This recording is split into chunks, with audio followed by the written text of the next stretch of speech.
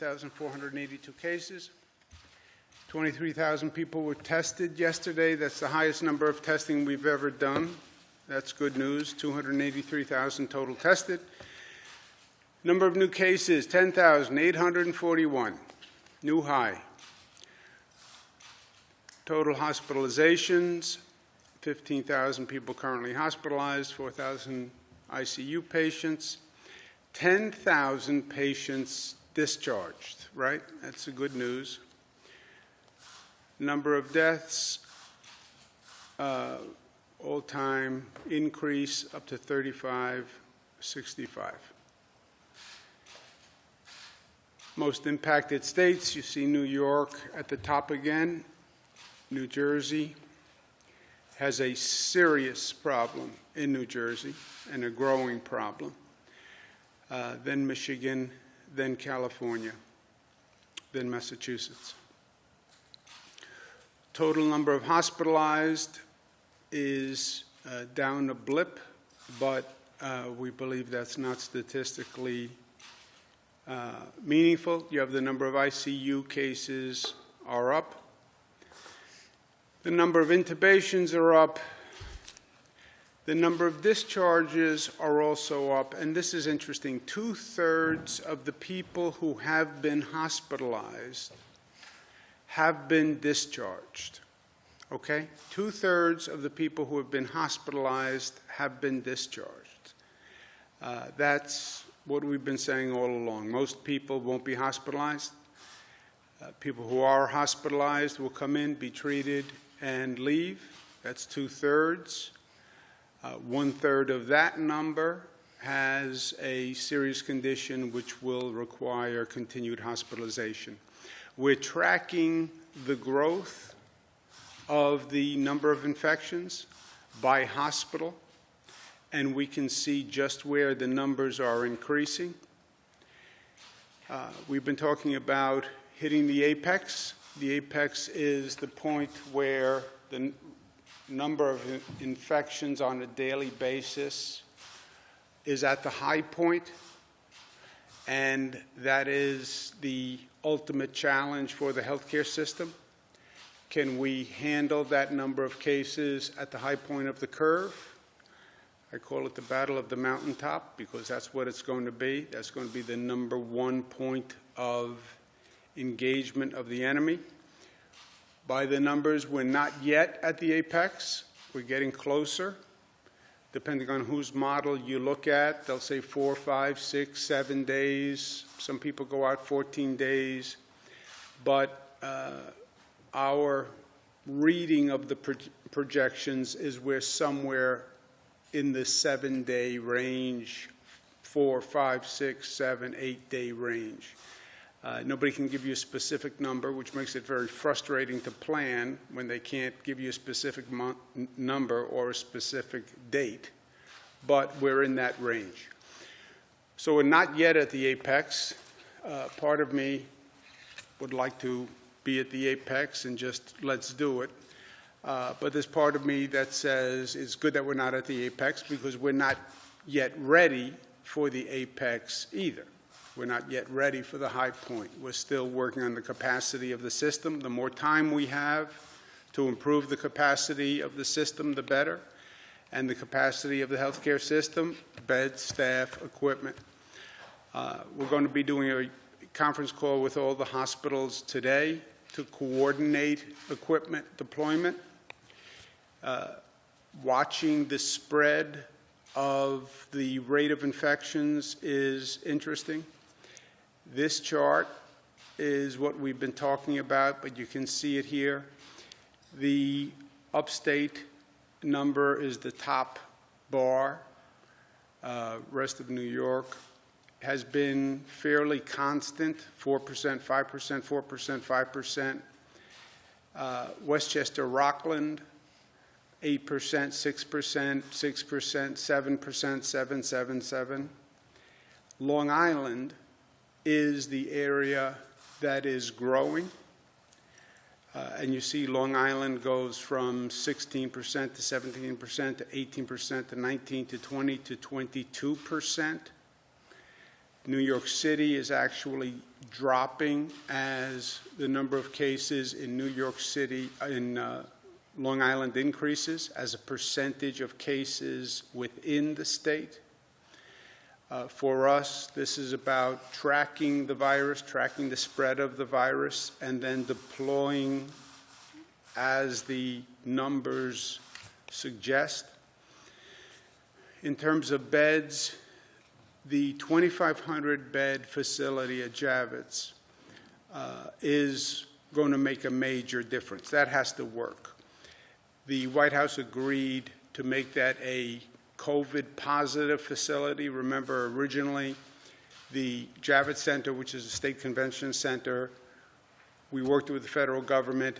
They constructed a 2,500 bed facility. It was supposed to be non-COVID.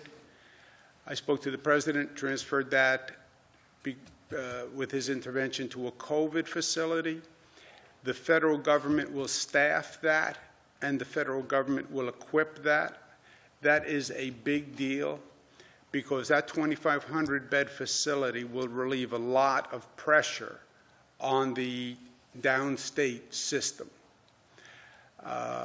It's a significant number of beds, and that facility now has to make that transition quickly, and that's what we're focused on. It's going to be very staff intensive, very equipment intensive, but the theory there is to best we can relieve the entire hospital system downstate by bringing those COVID patients to Javits and from the intake to the treatment.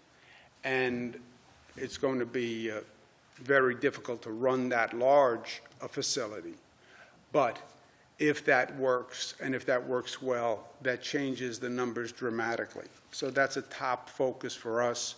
I spoke to the White House today on planning the logistical operation to get that up and get that running ASAP. And that's the top operational priority. In terms of staffing, we have 85,000 volunteers, 22,000 out-of-state volunteers. How amazing is that? 85,000 volunteers. I'm also signing an executive order to allow medical students who are slated to graduate to begin practicing. We need doctors, we need nurses, so we're going to expedite that. On ventilators, remember we ordered 17,000 ventilators.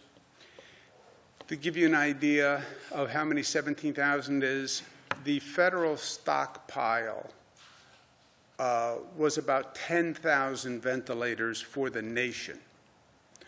We ordered 17,000 just for the state of New York. And when we ordered the ventilators, we were paying for the ventilators. So trust me, you know the situation, financial situation of the state. We were not looking to spend a penny that we didn't have to spend. And we placed that order for the ventilators, and we were paying for that order. That order never came through. And this goes back to the China situation. We had signed documents. We placed the order. Governor Baker talks about this in Massachusetts. But then you get a call that says we can't fill that order because you had all that demand going in. So what do? We find what equipment we have. We use it the best we can. If you ask hospitals today, what ventilators do you have that are unused and available that they don't need in the short term, and take 20% of that number of available ventilators, that's 500 ventilators. 500 ventilators is a significant number now. China is remarkably the repository for all of these orders, ventilators, PPE, it all goes back to China, which long term we have to figure out why we wound up in this situation where we don't have the manufacturing capacity in this country. I understand supply chain issues, I understand the cost of manufacturing, but there's a public health reason as we've all learned the hard way, why we need the capacity in this country to do this. But anyway, it all comes back to China. So New York has been shopping in China. We're not really China experts here. International relations is not what we do on a daily basis. I've been to China before. When I was HUD Secretary, I did a trade mission with China. So I have a basic understanding, but we went to the Asia Society to help us navigate China. I asked the White House to help us navigate China. I spoke to the ambassador, and we got really good news today that the Chinese government is going to facilitate a donation of 1,000 ventilators that will come into JFK today.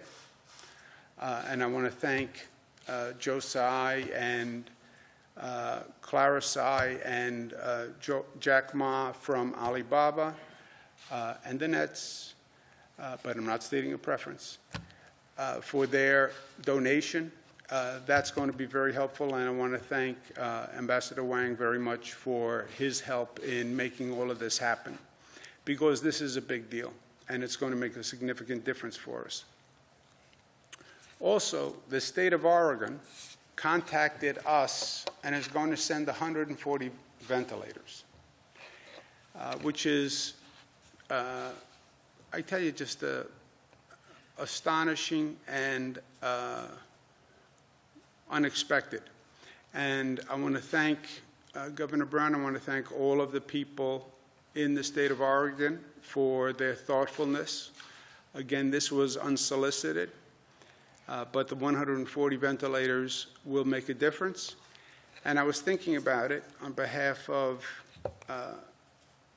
New York and what it means for Oregon. First, it was a kind gesture.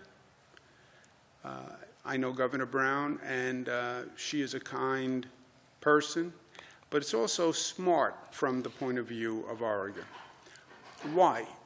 Because we're all in the same battle here, and the battle is stopping the spread of the virus, right? Look at what they did in China.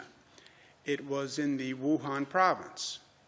First order of business was contain the virus in Wuhan. Why? Because you want to contain the enemy. That's always the first step. Oregon, we're dealing with it now. We don't stop the spread in New York. It continues. And if you look at the projections, it could get to Oregon that could have a significant problem towards May. Our problem is now. So it's also smart from Oregon's self-interest. They see the fire spreading, stop the fire where it is before it gets to my home. That was the Wuhan province. Somebody sent me a great quote from FDR, who had such a beautiful way of taking complicated issues and communicating it in common sense language. And FDR was dealing with trying to get the Lend-Lease program approved and accepted by the public. Why would this country help another country fight its war? And that was the Lend-Lease program. And his point was, it's a common enemy, and we want to contain the enemy. And that other country's fight is actually our fight.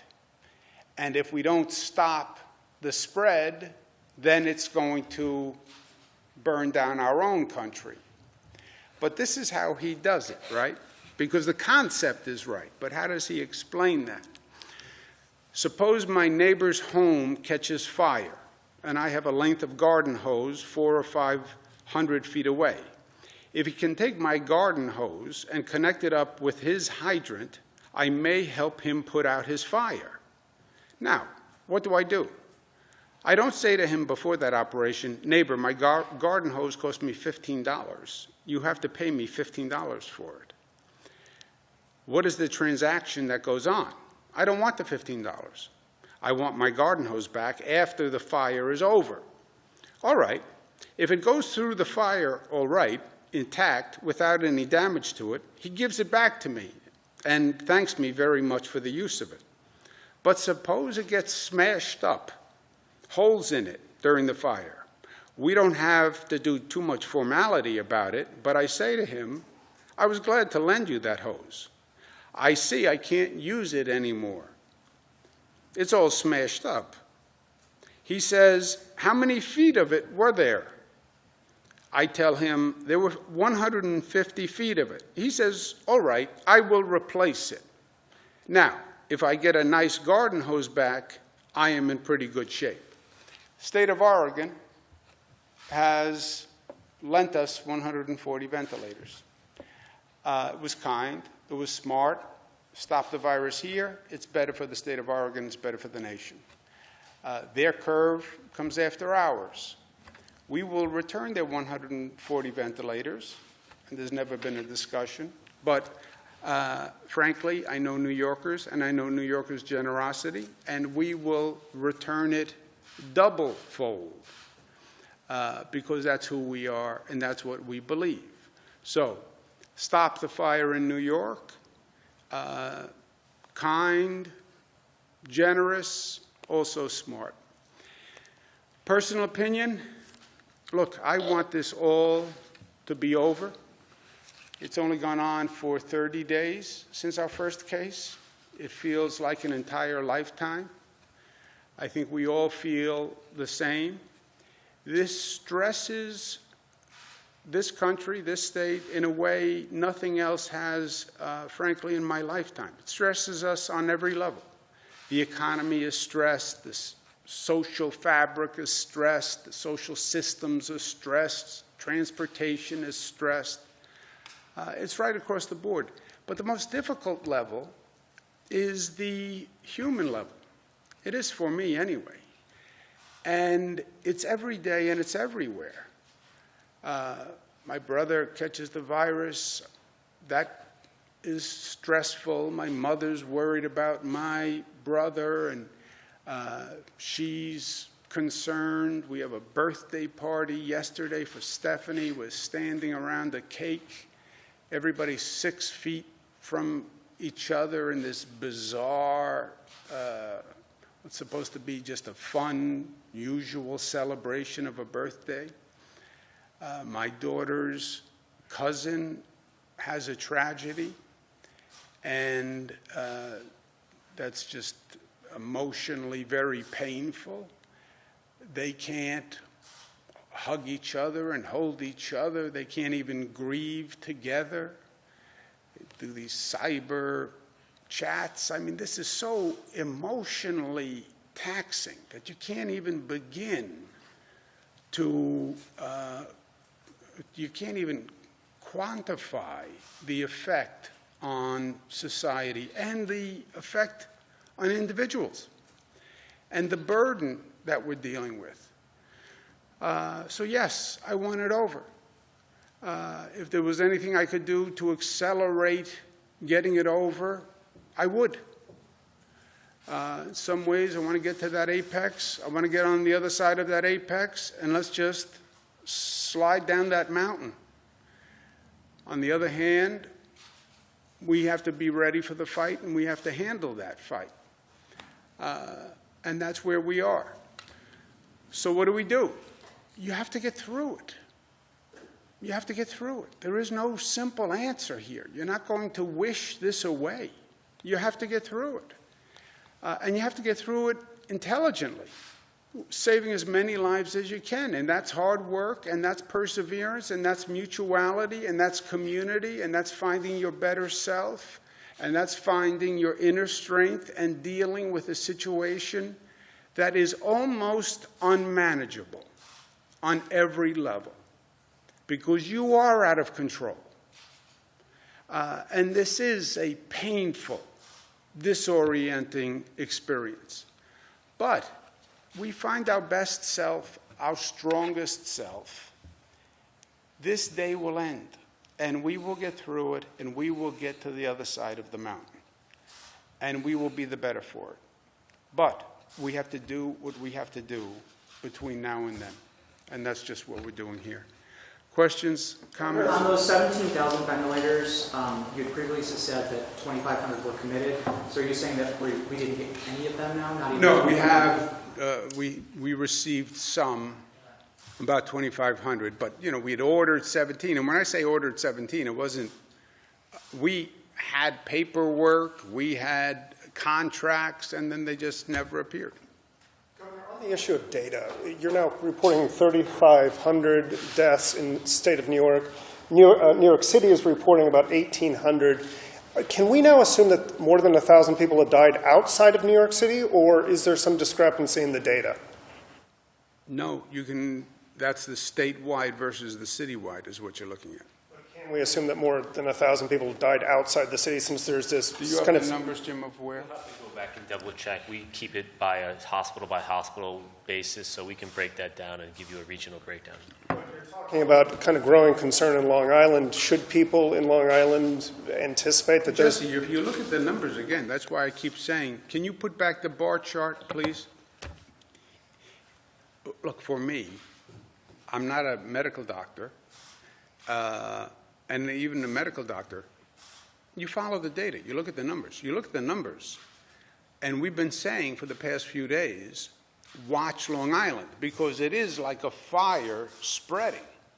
And at one point, the fire, it doesn't max out in one place, but it consumes where it is, and then it's moving out. You look at where it's moving, you see that Long Island number is growing. I mean, it's been growing for the past 10 days, right?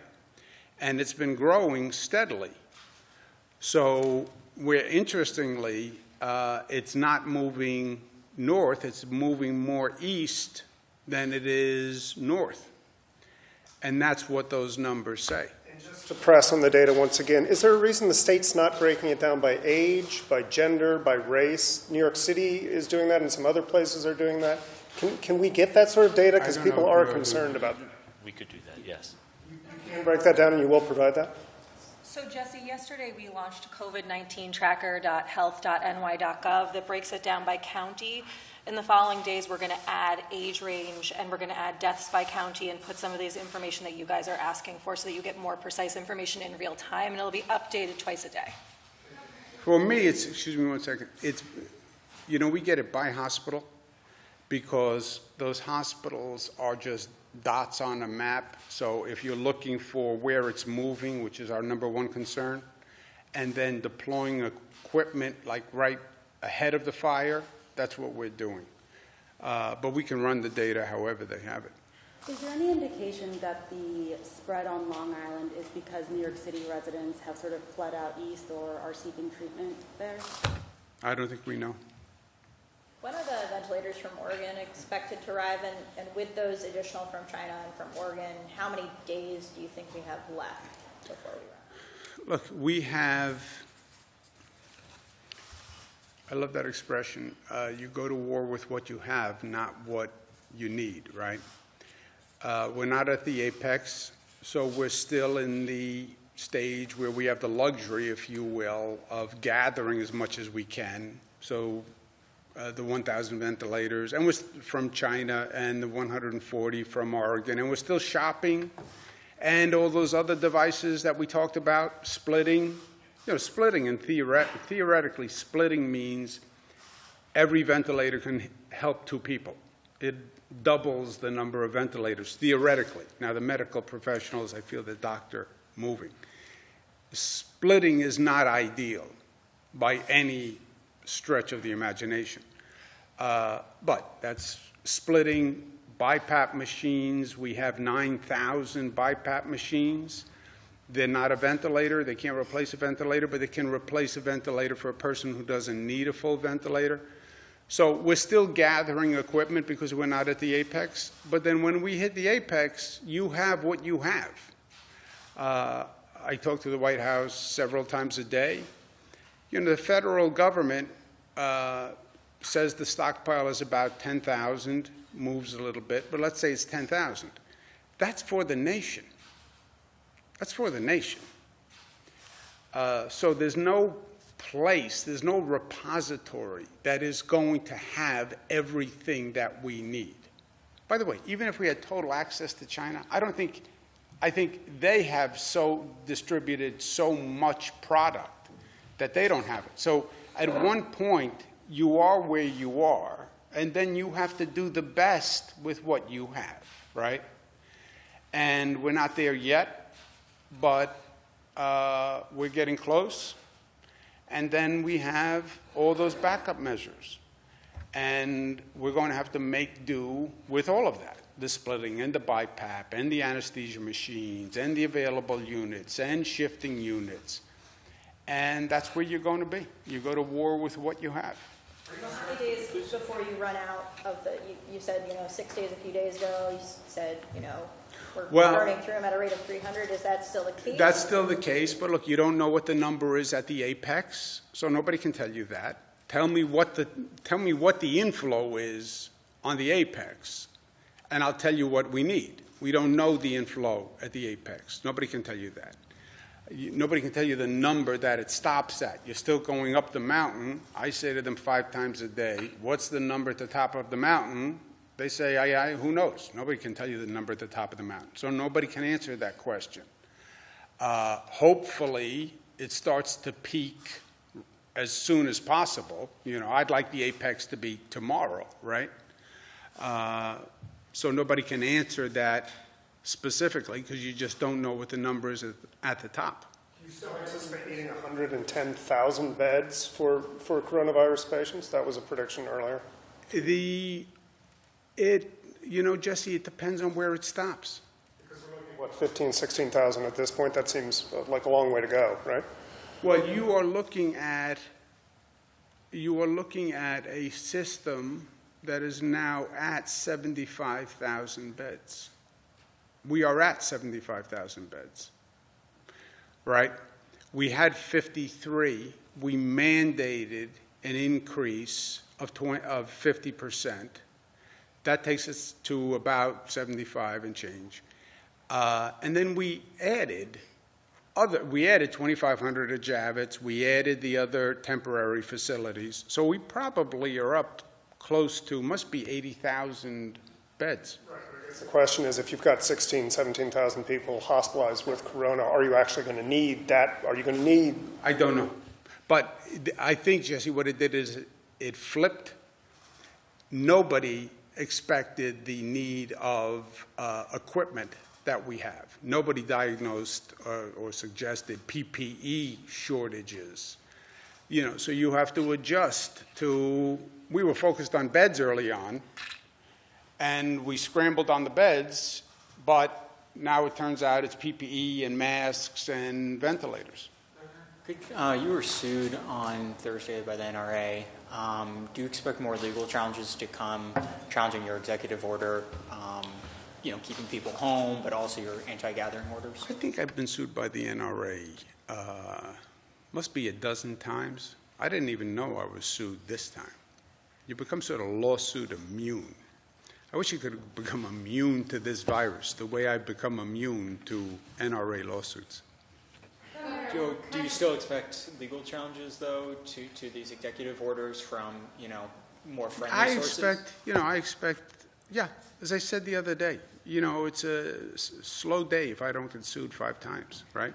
State's a great target. What's the status of the volunteer healthcare workers? Have any of them been sent out to different hospitals? If so, how many, and what's sort of the vetting process like for that?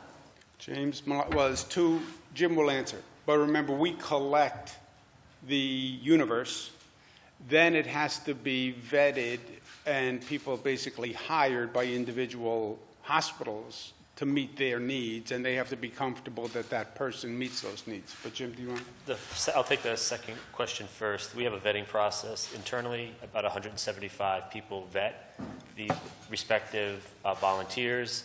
We check for licensing, and we check for disciplinary problems mostly. Then those get put into the portal. Often the hospitals will also do their own vet as well to make sure.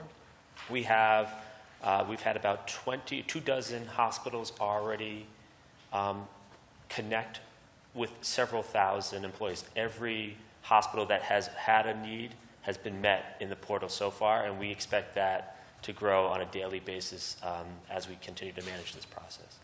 Governor, can you update us on what the response has been since you put out the call for New York State companies to start manufacturing some of the equipment that is so desperately needed for our frontline workers? Thank you. We have some companies that have come forward to manufacture. Empire State Development, Eric Gertler is working with them. Again, it's all timing. You know, when we're talking about being several days from the apex, and our need is 1 week, even if you want to take the longest projection, 2 weeks, to say to a company, I need you to start making 1 million gowns, and I need them here in 2 weeks is hard. But there are companies that are interested. They have come forward, and we're working with them.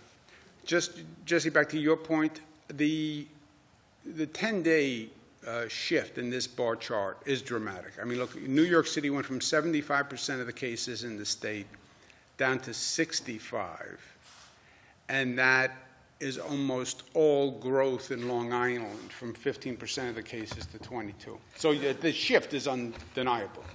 New York City suburb, Rockland County officials have been asking why there has not been a containment zone set up in around some of the communities in Muncie, New York. Can you explain your rationale to not contain those communities if they are hotspots? Have you heard that?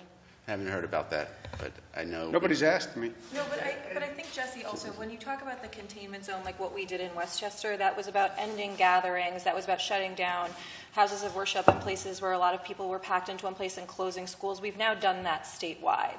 So we'll certainly reach out to the people in Rockland County after this and find out what more they want us to do. Of course, if there's more measures, we're all ears at all time. But when you talk about that containment zone, what we did essentially in Rochelle, we've now done statewide.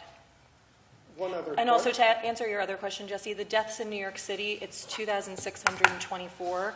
So statewide, outside of New York City, it's still under 1,000. It's 941. 2,624. Yes. That was impressive. What policy issues did you want to get done that weren't done during the budget, and do you maintain that the legislative session is effectively over at this point?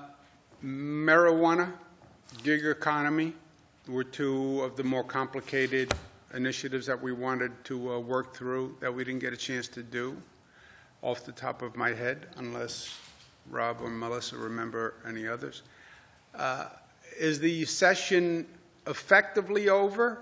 You know, it's up to the legislature, but I think it's fair to say it's effectively over. They have a number of people who are infected. And they did a phenomenal job working through all those policy issues and all the budget issues. So I think it's effectively over. It's up to them. Okay, let's do anyone who hasn't. Everybody's asked the question. Go ahead. Can you please explain why it appears that an extender on the Child Victims Act was not included in the budget? Can you please explain why you didn't push for that? Why an extender was not in the budget? You know, we didn't. Obviously, this was such an abbreviated session. We didn't get to everything. I don't think we even seriously considered. Was there any conversation about the extension? No, there wasn't any conversation about the extension, but obviously if it's something that bubbles up, we can always revisit it. The legislature did, as you all know, pass a resolution to be able to vote remotely, so while during this time of crisis, so if there's something that we need to revisit and they're not able to come back, it's always on the table. Well, why wasn't there any discussion over it? The bill sponsor says that that door's shut for victims now. I don't know that that's true because we signed the bill in July and I think there was a 1-year window, so the door is not shut. And the bill sponsor hasn't called me, so I'm open. I'm all ears. Yeah, it hasn't expired, has it? No. I'm sorry? There are concerns. August to August. There are concerns, though, that it will extend to such a brief period that it will effectively close the filing period. Well, except it's technically not closed. It goes until August. So if they wanted to take an action, they could. But it was just not, look, there are bill sponsors that sponsor, how many bills do they sponsor? Hundreds. And then there are priorities that are brought to the table. I never had a conversation about that bill with either of the leaders. Let's take one more. President Trump said yesterday that he had sent more ventilators to New York as of yesterday. Have you received more from the federal government? How many more have you Yes. How many more did we receive? Do you remember? We'll find out. We'll find out. But the Javits Center is going to be the main federal assistance. That is 2,500 beds, their staff, their equipment. that will be a significant relief valve for much of downstate, if we get that up and running. And that's their priority. What's the thing for Arthur Ashe Stadium? I'm sorry? Arthur Ashe, I believe there was beds being put there. What is that thing? Is that going to be a state grant facility or Arthur Ashe Stadium? in